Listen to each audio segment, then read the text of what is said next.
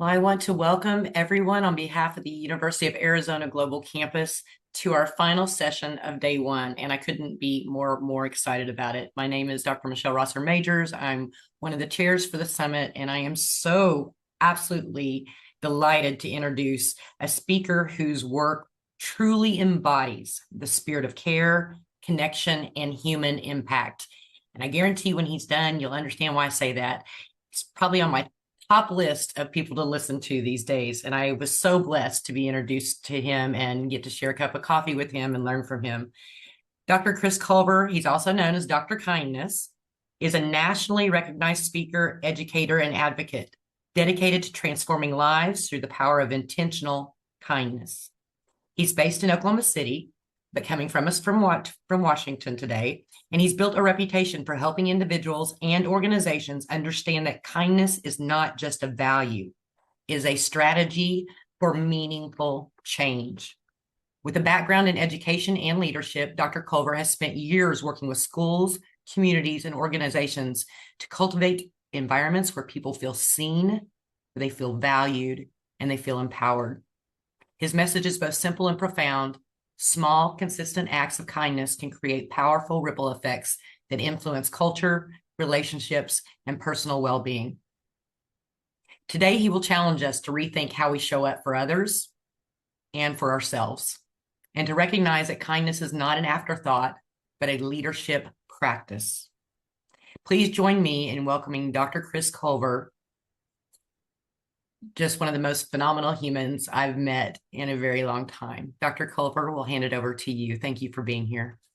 Wow, your words are so kind and they mean so much to me. I am incredibly grateful for that introduction and even more grateful to share this space with everyone today talking about how kindness isn't cringe. And that's what we're going to explore because the way we've been doing kindness is what we have to re-examine. And so a lot of what we have called kindness feels forced, right? Sounds scripted, breaks pressure, and people can feel it. And that's why it's cringe. It doesn't feel authentic. It feels fake in essence, right? And I don't mean that in a derogatory way or a rude way. I just mean that sometimes we think that we're being kind, but really we've confused that definition with niceness. And so today we're going to discern the difference and we're going to explore what that looks like. And so many of us are familiar with our definition of kindness from kindergarten. And I want to be clear, that's really important for social constructs so that we can learn to be a part of the greater globe and society. But that definition of kindness was be nice, don't interrupt, share, say sorry, share your crayon, sit on the mat, crisscross applesauce. And like I said, those are really important things so that we can function. But today we're upgrading our definition of kindness. I would ask you to, all of us collectively, how many of us are familiar with the golden rule? And if we were in a space in which you could see hands, you would see a room full of hands being raised. I would also ask you how many of you remember a time in which someone was kind to you? And for a lot of us, you probably can remember that time. But this is a question I'm going to ask you that's going to challenge you for a moment. How many of you treat yourself with the same level of kindness? And the reality is, so many of us don't. So many of us are able to give grace and compassion and kindness to other people, but we're hardest on ourselves. And that's what we're going to talk about because self-compassion lights up the most neural pathways in the brain. And it's very clear that we have to choose kindness for ourselves in order to be the outward ripple that we're looking for in society. Kindness breaks down under stress because we're not kind to ourselves, and stress hijacks our brain and it changes our perception, and we default to protection, not connection. And through our experience in the next several 45 minutes, we're going to work through and immerse ourselves in what that could look like so that we have a clear understanding, not just words on a screen, not just me telling you what that looks like, but you can feel exactly what that feels like. So I want to pause here for 15 seconds. I want you to rate yourself on a scale of 1 to 10. This is the lowest of low. These are the deep, dark depths of no return, right? You can't imagine anything better. And 10, this is freaking Disney World. And friend, hear me. I recognize these are stark contrasts, but that's the reality for some folks. So I want you to think about where you fall on that scale of 1 to 10 and just hold on to that. Now that you have your number, I want to introduce myself. I'm Dr. Chris Culver, as they shared. I'm from a divorced family. I don't share that for sympathy or even for applause. I share that for solidarity. We know the impact that divorce has on so many individuals, and I know a lot of us listening today may have come from a divorced family or even be navigating that with folks in their community or young ones. And so this is my mom and my dad. This is my stepdad and my stepmom. She passed away in 2023, but I had four parents, and to me, that was my normal, right? People do not believe that I grew up on a farm in Wyandotte, Oklahoma. So I always want to give picture proof evidence. I split time between Tulsa, Oklahoma and Wyandotte, Oklahoma. And then, of course, two times during the year, I went to my dad's in Fayetteville, North Carolina. So when people ask me where I'm from, I really struggle with that question because I'm come from two states because of the circumstances in which I was raised. But here's picture proof evidence that I did the dang thing on the farm. This is my brother, Zach. He's 3 years younger than I am. And I'm really proud of him because he had the opportunity to work at the salon where they do the hair for the Dallas Cowboy cheerleaders. And I share that vulnerably with you because so many people think you have to go to college to be successful. And I think it's a reminder that as long as we have a pathway that brings happiness and joy and enlightenment for ourselves, that's what matters most. And I think my brother's a walking testament of that. And I'm incredibly proud of the work that he does and of everyone who provides trades and services outside of just having a college degree. I knew that I was going to be a teacher from a young age. I had played school since I was a little kid. You can see here, I'm reading the dictionary. I have my nameplate. I have all the equipment to be a successful educator.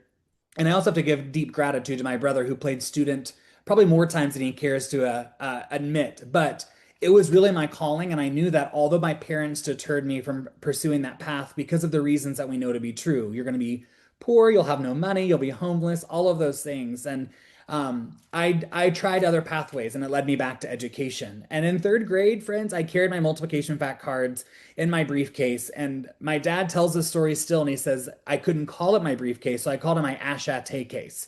And I share that because I was trying to fit in. I was trying to belong. Coming from a divorced family, I was trying to figure out where's my space in the world, right? In fourth grade, I had this fabulous tracksuit on. I mean, you can see it right here in the picture. You know, it's fabulous. And the kid behind me had this basketball. And I think that's important to recognize because, friends, I don't understand sports ball at all. Full stop. I don't understand. I've tried. But this kid had this basketball, and I said, may I borrow it for my school picture? And he said, sure. And I took this picture, and they got sent home during the year. My mom thought I made the basketball team. So that is my one and only story of being an athlete, but I'm really proud of it. I share these vulnerably because it's no surprise that I'd be picked on and bullied as a middle school and high school student. I don't share that again for sympathy or even for applause. I share that for solidarity. There are folks in this space who too have navigated that. And I think I'm really grateful because in a time in which bullying does not stop at the end of the school day in today's time, I'm really grateful that the bullying stopped at the end of the school day and never followed me home. And I think about that for our young people and those that are navigating some of those really unique circumstances, especially in today's time. But it was teachers, it was educators, it was adult leaders, it was these individuals who really helped me find value and know that I bring something to the world, right? To help me understand that I have a gift and that every single one of us have a gift. I would go on to be a high school English teacher. I would be a middle school administrator. And most recently, I served in central office of a school district in the Oklahoma City metro area. And in 2019, I was hired as an assistant principal at a middle school campus on the south side of Oklahoma City, serving fifth through eighth grade and about 1,000 students. And I share this vulnerably with you because when we go back to that scale of 1 to 10, the deep, dark depths of wherever, and freaking Disney World, friends, that position, that work, that opportunity led me to scoring myself a 1. I was at the lowest of the low. I couldn't imagine any day ever getting any better. And I was waving the white flag to central office. We were waving the white flag to other folks and nobody was coming. And I was thinking to myself, in a time of distress and in time of need, in a time of all of these things, why is no one responding to the call? Why is nobody seeing the things that we're navigating? And for a long time, I carried shame and I carried embarrassment that I had to call the employee assistance helpline, that I had to seek out the free therapy sessions. And what I realized is no longer should I carry shame, no longer should I carry embarrassment, but what I should have is deep gratitude. Gratitude that I was able to find the science of kindness. And ever since this day, I've been on a mission to make kindness go viral, but also to ensure that no one ever feels the way that I felt and that no environment ever makes someone feel that way. Because the reality is that kindness isn't one more thing. It's the thing that changes everything. So today's workshop, today's experience is rooted in neuroscience. It's going to help us how we regulate the brain. It's rooted in psychology because it helps us build resilience. It's rooted in sociology to stabilize our culture for ourselves, our community, our work environments, our schools, wherever it may be that you're coming from. It's also rooted in health science so we can improve our longevity and our resilience. And it's rooted in leadership because here's the deal. You don't need a title to lead. When you choose kindness, the most important people will follow, right? The people will follow you if you continue to choose kindness. So let's dive in. How many of you are familiar with the song Row, Row, Row Your Boat? We are going to sing this quietly in our heads until the timer on my phone goes off. All right, ready? One, two, sing.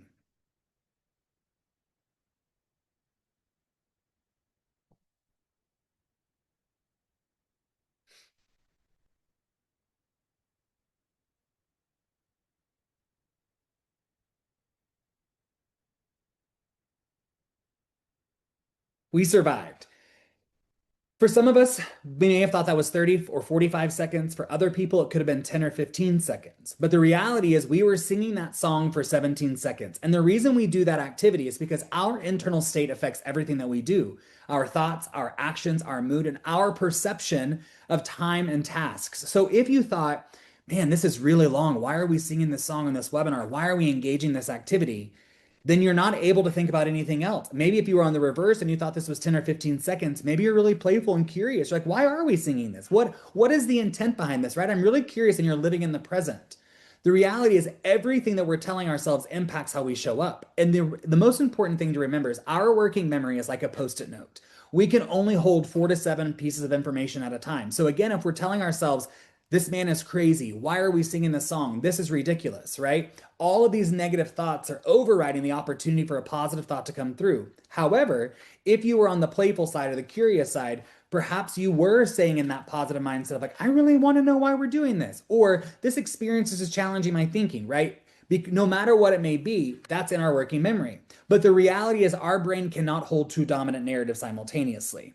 And there's a lot of individuals, especially in today's time, thinks that they can multitask. But the research is incredibly clear. No one can multitask. It just means that you are that much times distracted. So if we apply that to today's generation, even my generation as millennials, so we'll say millennials to Gen Alpha, they believe they can multitask on 5 screens at a time. Well, if we apply the theory that nobody can multitask, you're just that times distracted, that means that these specific generations are 5 times more distracted than any generation before them. And that's important because distraction increases our level of stress, right? And so when stress is rampant, it's pumping more cortisol into our body, which is taking away all the feel-good chemicals that we need.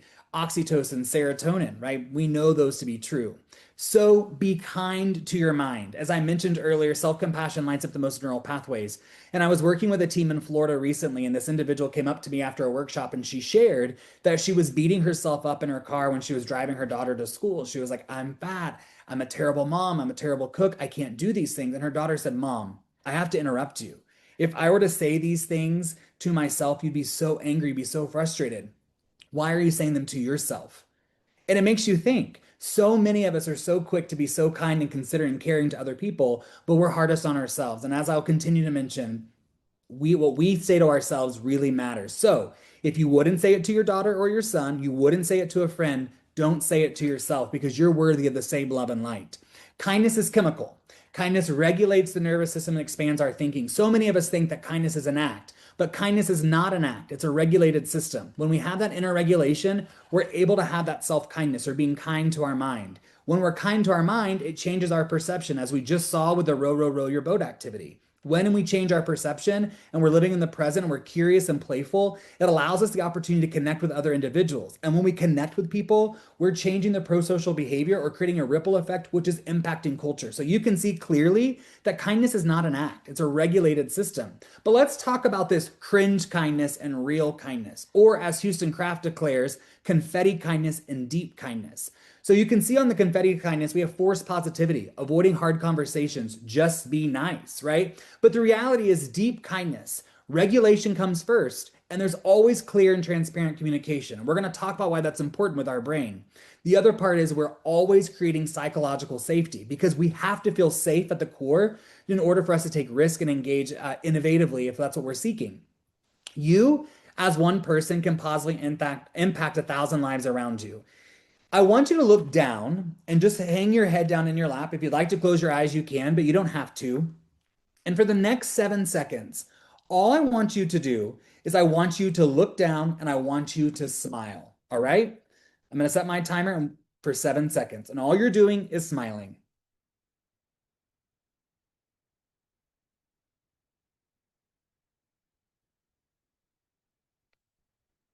We did it. We survived. For a lot of us, we probably felt some sort of change in our chemical response in our brain or our facial expressions. And here's why: because your behavior is the ripple effect. If you were to do this activity with someone standing near you and someone were to have no emotional response, and we were to give them that command and you were to smile at them looking in their eyes for 7 seconds, I am almost confident that someone would smirk, smile, or laugh, because the reality is smiling releases all the feel good chemicals into our brain, and smiling is contagious. It also allows us to impact our friends as friends as friends, meaning that we can positively impact 1,000 lives every single day. And you might be thinking, Dr. Culver, I don't have someone to smile at, and I don't have time for this, right? I don't have someone I can connect with. Here's the reality: just like you just did by hanging your head down into your lap and looking down or closing your eyes, and you smiled, it sends the same feel good chemicals to your brain. But if that felt weird, open up your selfie camera or just look at yourself in the mirror. Smiling at yourself releases the same chemicals into your brain. It sends the same chemicals through your face right up to the brain, so you're feeling better, right? You're realigning your system. So again, your behavior is the ripple effect, and it is contagious. And the reason smiling is so important in today's time is because 7 in 10 Americans are living in a chronic state of stress. 70% of people are living in a chronic state of stress in which more cortisol is being pumped into their body and then the baseline, right? We all have a baseline of cortisol, but more is being pumped into them right now because of the demands of our current society. So smiling helps us combat that stress and re-regulate ourselves. And look, our brains are brilliant. They are, but they are super imperfect as well. We mishear things, we misremember things, and we missee things. And no matter what, once we do that, our brains work in that way, we cling to the meaning that we've created no matter if it's true or not. I want you to look at the words on this screen right here. I'm going to pause here for a second just so you have the opportunity to really process what some of these words may be. This activity comes from the language of behavior, which is a framework to elevate student success by Charlie Peck and Joshua Stamper. I highly recommend it. But for the context of kindness, I think this is a great activity because a lot of you may have thought I was using profanity in that first word, and that's on you. But the reality is, this is a metaphor for what happens in our brains every single day. When we don't have all the information, we fill in those gaps with white noise or negative responses, right? And it's human nature. And I want to be clear: we as humans are wired to go to the negative as our first response. So choosing kindness or choosing a different way is like a muscle when you go to the gym. You have to continue to work at it. It's a different choice that you take every single day. And we're going to talk through strategies. Our brains are prediction machines. It uses our prior experience and the data to interpret, am I safe or is this a threat? So anytime that something is not clear, right? When we lack communication, when we lack clear expectations, when we lack accountability, when we lack these things, it sends a signal to our brains that it's a threat. But when we are clear and we are consistent, it sends signals to our brain that we are being kind. But I want to be clear with you: when we are stressed out, we naturally predict negativity. And as I just unpacked, 70% of Americans are living in a space in which they are stressed out. So if we apply the same theory, we can assume, right, that same amount of people are predicting negativity. That's why kindness matters, especially in today's time. I was texting with a friend recently and I was pouring my heart out into this text message. And at the end of the text message, I got a thumbs up. And for some of you sitting in the space today, you might be thinking, well, why does that even matter? At least they responded, right? But we live in a world in which we have hearts and exclamation marks and question marks and all these things. And so the reality is, this internalized to me that they didn't care about what I was sharing, right? And I know that that may not be true, but the reality is, how often does this happen to us? I want to give you another example. How many different ways can this be interpreted? Right? I heard a student tell me one time that they're being passive aggressive. This could be interpretation. But for my mom, this could just be her communicating okay, right? Now, hear me. I've communicated clearly that this drives me bonkers and I can't stand it. Just put an O in front of the K, right? But the reality is, I think sometimes she does it just to frustrate me, but maybe not, right? It could be a generational thing. Again, there's no right or wrong thing, but how many of us rewrite stories in our heads or tell ourselves things based on responses? We don't react to reality. We react to interpretation. So conflict equals interpretation, not fact. And remember, when we're texting individuals, we're communicating online, we don't always see facial expressions and we don't see tone of voice. And I shared this the other day, and I'm fairly confident still today about this, that if we were to able to have these keyboard warriors to have the conversations that they're having online in face, I don't think that some of the people would be saying the things that they say because you would have to see the emotional reaction. You'd have to be able to empathize and deal with some of the things that you're saying. But it's easier when you're texting, you're saying things behind the keyboard, right? But again, we don't see facial expressions and we don't see tone of voice. So ask yourself, where are you filling in the blank in your life? With your work, with your family, with your hobbies, right? Where are you filling in the noise, maybe with a colleague or a friend? And then ask yourself, is this true? And friends, I'll be vulnerable with you. This happened to me recently, and I had to pause and ask myself, is what I'm telling myself true? Or is it something that I'm telling myself in my brain to make myself feel safe, right? And the reality is that things I was telling myself in my brain weren't true. And when I realized that, I was able to come back to a state of centeredness, right? And that the reality of that is I was being kind to my mind, because had I gone down the pathway of telling myself that these things are true, even though they aren't, it could have led to a different path, right? And I'm sharing this with you because it's an intentional choice to pause and ask myself, is what I'm telling myself true? That's being kind to your mind. Shame and self-doubt make environments feel threatening and triggers the alarms in our brain as same as physical threat response. So let's talk about what shame is for just a second. Shame is the interruption of a positive emotions leading to the thought that I am bad. So you can see here on the screen, there are lots of emotional responses that we'll see when someone's exhibiting shame. But the reality is once we identify what shame is, an example of shame, we're able to help people navigate those situations more effectively. So let's look at some examples together and unpack how these are shame. So the first one says, you call a friend with exciting news and you get a voicemail.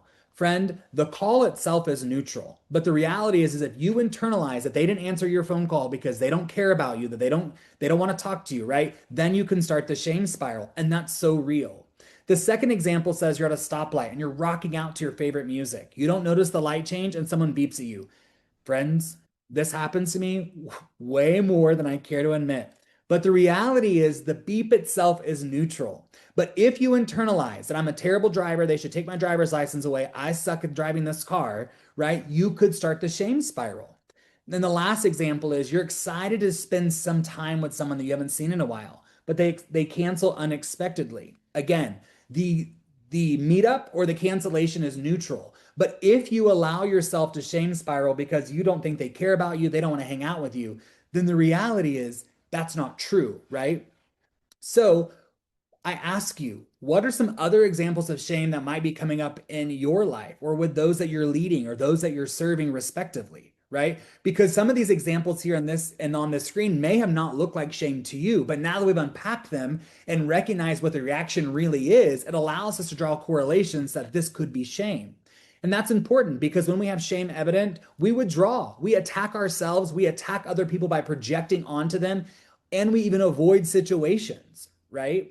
And when someone feels shame or rejected or isolated, it's the same response as if they are in physical danger, which we go back to fight or flight. And friends, I'll be really vulnerable. My natural response is to kerosene the thing and blow the whole place down.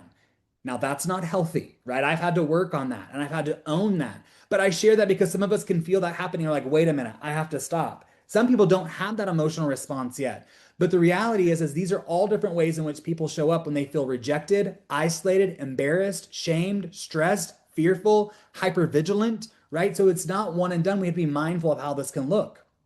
And when your nervous system feels unsafe, we resort back to that kindergarten kindness that we talked about earlier in this time together. We over apologize, right? We avoid those hard conversations, that cringe kindness. We say yes when we really want to say no. We smile through resentment. We explode later, and then we do it all over again because our amygdala is hijacked. Our cortisol is through the roof, and our prefrontal cortex, the ability to logically and critically think, is temporarily impaired, and we can't think about anything else, right? So the reality is, so many of us are living in such a chronic state of stress that it's causing us to disconnect, and disconnection is causing us to have burnout and additional stress added.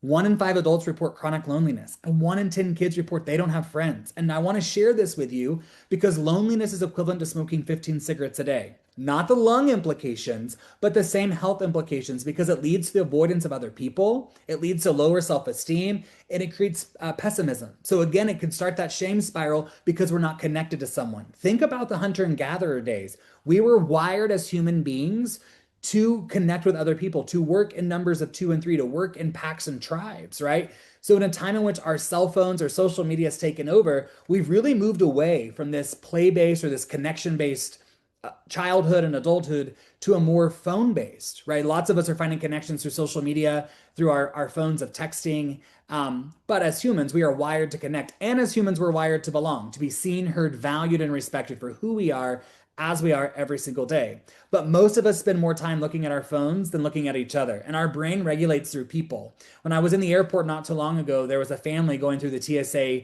security checkpoint, and the mom and the dad were behind the younger child, and they were held up. They were scrolling on their phone, and the young child went through and was on the other side and turned around and couldn't find her parents. And she turned around. I think she was about 6.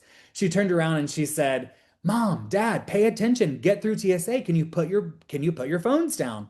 And initially I was like, "You go 6-year old or go young child," right? But in the same time, I was thinking, wow, that's where we are. We're helping one another, adults, get off their phones, right? I'm not saying that I'm not innocent of that. I'm not guilty of doing the same thing, right? I have been at a stoplight and picked up my phone and started scrolling too, and then again, someone honks. But the reality is, we connect with one another and we regulate through connection with people. So I have to ask ourselves, are we connecting with someone every single day? Are we working in collaboration? Are we working in teams? Are we seeking people out to have those conversations, to have thought partners so we're not by ourselves and we're not in isolation? We don't thrive in isolation. We thrive in collaboration and we thrive in connection.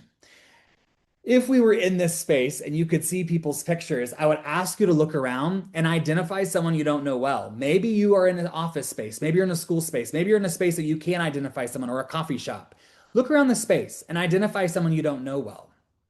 And then, if I were to ask you to direct message or to go up to them or to share something with them to say, "I appreciate you," some of you would hesitate because it feels awkward, because the brain resists vulnerability. But appreciation, when we express that gratitude or something that we appreciate someone, it creates trust, it creates belonging, and it creates openness. And I know because I watched this just the other day when I had an audience of individuals do this, people were cringing, right? But here's the reality. When we do these things, it opens up the opportunity to connect with someone so we're no longer in isolation, but it all starts through an act of kindness so that we can be the ripple.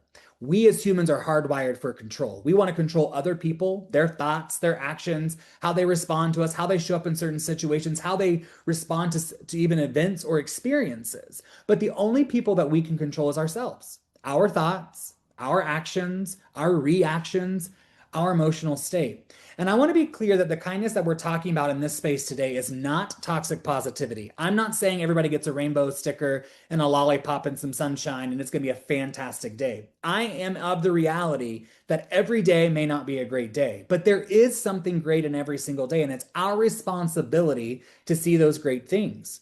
This is a real life dumpster fire. I hope you're laughing. When they called me, when I was serving at central office, they called me and said, "Dr. Culver, the middle school's on fire." And initially I thought, I'm good. I don't want to deal with this, right? And I thought, who puts oil in the trash can, cafeteria lady? But in the same breath, I was grateful because I knew that I had learned about combustion due to my 7th grade science teacher, Mrs. Hedrick. And friends, at this time, we had people all over the sports ball field. Every sports ball practice was happening. We had buses at the bus loops, parents picking up their students in the front of the school.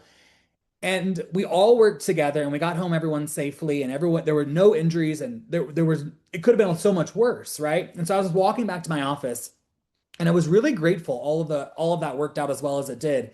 And as I turned the corner, I saw this John Deere green tractor sitting there with the keys in it. And to me, that was an open invitation to jump on it and to drive it, right? And so I did. I remember driving it down the parking lot, and the superintendent was running down the sidewalk. She's like, "Where are you going?" And I said, "I'm finding gratitude."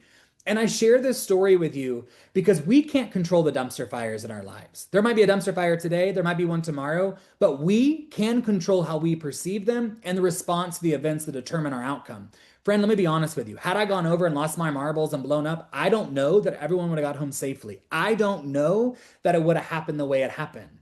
But I can say that I went over calm, cool, and collected, and we were able to work together. And I want to be clear. I know that everyone's not going to have John Deere tractor that they can jump on and find gratitude, but you can change your perception in time to realize that dumpster fires are coming, but it's how we respond to them. So I challenge you in the moments of the hardships, in the moments of the dumpster fires, pause. What are three good things right now? Right? I was grateful that I knew about combustion due to Mrs. Hedrick. I was grateful that we were working together and I was grateful that everyone was safe, right? But in the moment, I was grateful that we were standing there, right? It could be you have shoes on, you have air conditioning, you have water. Nothing is too small to help you come to a regulated state because the dumpster fire is coming. It's the choice to pause to say, okay, dumpster fires here. What is good right now that I can focus on? Because it's easy. It's easy to focus on all the wrong things or the hard things, the bad things. And the kindness that I'm talking about is not when things are going well. It's when the crap hits the fan that you're having to navigate through real intentional kindness. And friend, if you're thinking, some days I don't have anything to give. I can't imagine digging deeper. These friends right here, call this number right here. And these are elementary folks, kindergarten and first grade, who will give you words of encouragement and affirmation. Last week, when I called, I pushed zero and the little boy said, I'm scared of snakes, but you got this. And I thought, well, I'm scared of snakes too, but well, I do got this. And sometimes we need somebody else to help pick us up. And this is a service project being funded by a nonprofit. So I'm really excited to share this with you. Program it in your phone and use it. I use it way more than I care to admit, but it's a resource. It's a strategy. It's something to allow us to be kind to ourselves and to other people.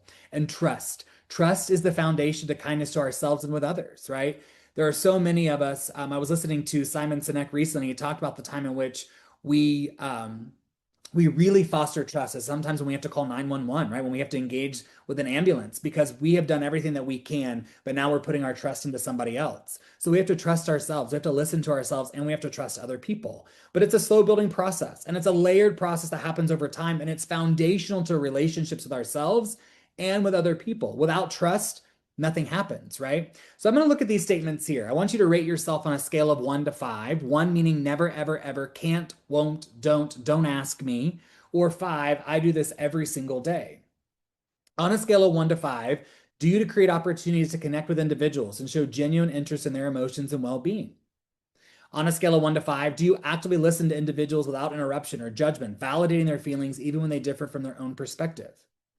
On a scale of 1 to 5, do you collaborate with individuals to identify and address their concerns, working together towards a solution? On a scale of 1 to 5, do you establish and communicate your core values and guiding principles, seeking to align them with the values and aspirations of individuals? On a scale of 1 to 5, do you create opportunities to share your expertise and insights, particularly in areas relevant to individual well-being and development? And lastly, on a scale of 1 to 5, do you build credibility with individuals by consistently acting in ways that align with my expressed values and principles? Again, you felt something when we were reading those things. And if you're on the lower end, these are intentional ways in which you can garner trust and foster trust. And if you're on the higher end, keep doing what you're doing. What we don't want to ever do, though, is print this out or be sitting next to a colleague and elbow them and say, hey, on number 2, you might want to be better, right? This is all reflection and reflective of ourselves so that we can begin to foster trust with ourselves and with other people. And self-compassion lowers our cortisol levels. And self-compassion, as I said at the very beginning, lights up the most neural pathways in our brain. But I want to be clear, what we repeat to ourselves and we repeat into our brain wires our identity, right? So if we say we're bad or we're not this or we're not that, that's what we begin to believe in ourselves. So I want to help us flip the script. We are going to pause for just a moment and I want you to write 18 affirmations. And if we were in space, I would hope somebody would groan because the reality is I would be appreciative because we're consistent. The reason we write 18 is because 1 through 10 will be super easy. But number 11 through 18, you're gonna have to dig down deep. You're gonna have to think and be really vulnerable with yourself. So I'm gonna pause for 60 seconds and I want to have this opportunity for you to write 18 affirmations about yourself. If you've never written an affirmation about yourself, it starts with the words I am, followed by a positive word. So for example, I am kind. So I'll pause here for 1 minute and then we'll come back together.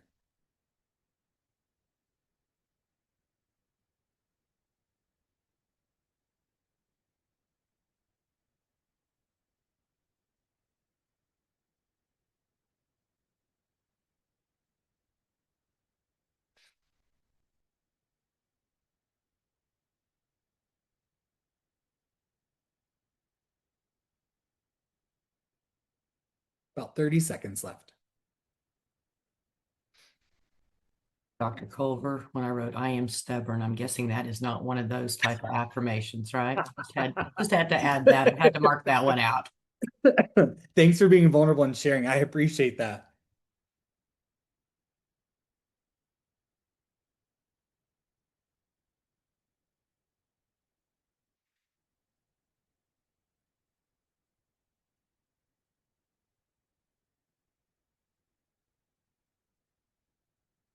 All right. Maybe you didn't get 18, but we're going to keep moving forward.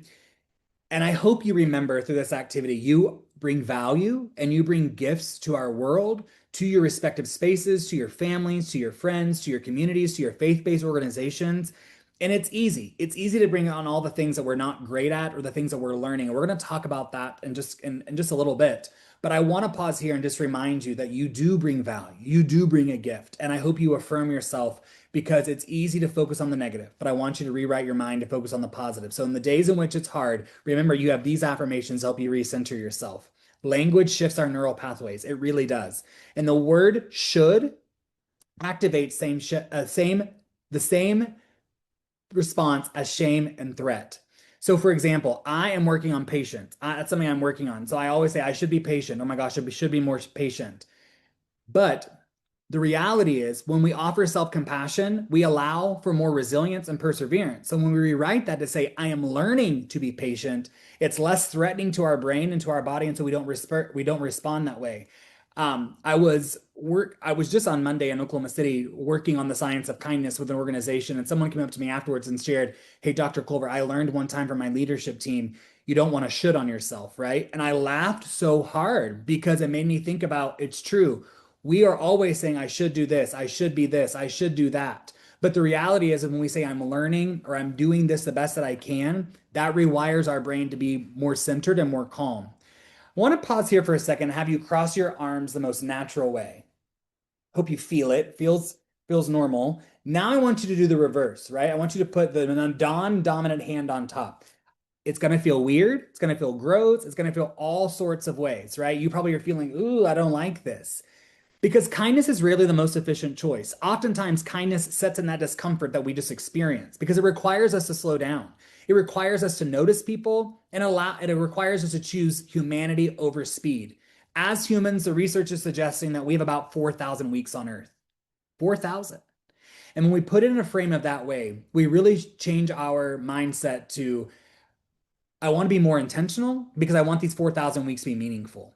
No longer will be worried about one day I'm going to do this or I'm going to hurry to do this, right? Or one day I'm going to procrastinate and do this. We're really intentional. And that means we have to slow down. Sometimes we have to operate with empathy. We have to choose humanity over speed, right? And I want to be clear, choosing kindness does not mean ignoring problems. It means solving them with empathy. There's a really famous activity in education I wish my teacher knew. And I've been working this activity now with families and organizations and leadership teams and communities. And it's been really impactful to help understand what this means. And I'm of the mindset I'll never ask someone to do something that I'm not willing to do myself. And so when working with a leadership team most recently, I did Dr. Culver wishes his colleagues knew. I wish my colleagues knew that I was bullied in school. Those experiences shaped me, and I promised myself I would never make anyone else feel that way. I wish my colleagues knew that I had a rough childhood and struggled to finish my undergraduate degree. Friends, I dropped out 3 times. Those struggles taught me the importance of grace, and I strive to extend that grace to other people. I wish my colleagues knew how excited and passionate I am. I love being a team player and an idea creator, but as a perfectionist, I sometimes overanalyze, which can lead to anxiety or negative self talk. That's why kindness, both to myself and to others, matters so much to me. I wish my colleagues knew that when I don't feel valued or acknowledged as part of the team, it can shift my internal dialogue in ways that make me question myself. But when I feel seen, it fuels my confidence, my creativity, and joy in working alongside others. I wish my colleagues knew that I work hard and I give 110%. I love collaborating and problem solving, but I can also work independently. I'm kind, I'm caring, I'm compassionate.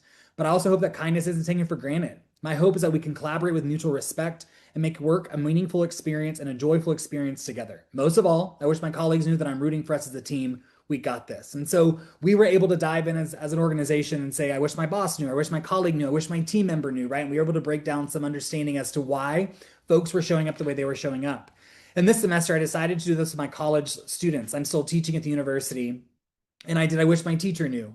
Nobody was required to do it. It was just offered as a space if they wanted to complete this activity. And all of the students wrote back, but this is the one that stood out to me and I want to share it with you. I wish my teacher knew that I am very blessed. I grew up in a picture perfect household. My parents were in love and rarely argued. I never had to worry about anything. Going to college or having a car was never a problem. If anything, I grew up spoiled rotten by my family. I wish my teacher knew my mom was diagnosed with pancreatic cancer when I was 15. I wish my teacher knew how to shave off my mom's hair and when she started the chemo. I tried to make dinners that she could keep down, and I tried to maintain the house, but I was lost. I wish my teacher knew my grandparents moved in when I was 16. My grandma had dementia and was forgetting everyone. My grandpa was unable to maintain his health. I wish my teacher knew my mom lost her battle to cancer on Thanksgiving of 2023. I was there for her the entire time. I wish my teacher knew my grandma lost her battle of dementia a few days after Christmas. And I wish my teacher knew my grandpa died of heartbreak a few days after Valentine's Day. I wish my teacher knew how very blessed I am. During all these hard times, I had school and teachers on my steady rock. None of them were truly knew what was going on at home and the impact they had on me. They kept me afloat during a horrible storm. I wish my teacher knew that it feels like I've lived a lifetime in 19 years. I share that with you, not for tears. And if any of you are crying, I'm so sorry. But I want us to be reminded that we're all carrying an invisible backpack that we can't see. Every single one of us are carrying things that we can't necessarily see. It might be grief. It might be loss. It might be a celebration. It could be the last 5 cents in your bank account, the last $5, right? Maybe there was an argument or dispute. We never know what that is, but it impacts how we show up. It impacts how we show out. It impacts how we engage and even how we act or perform at work. So if you were to do the same activity, I want you to think about what is one thing that you are carrying right now that most people in your workplace don't know, or your family don't know, or your children don't know, or your faith-based community doesn't know, right?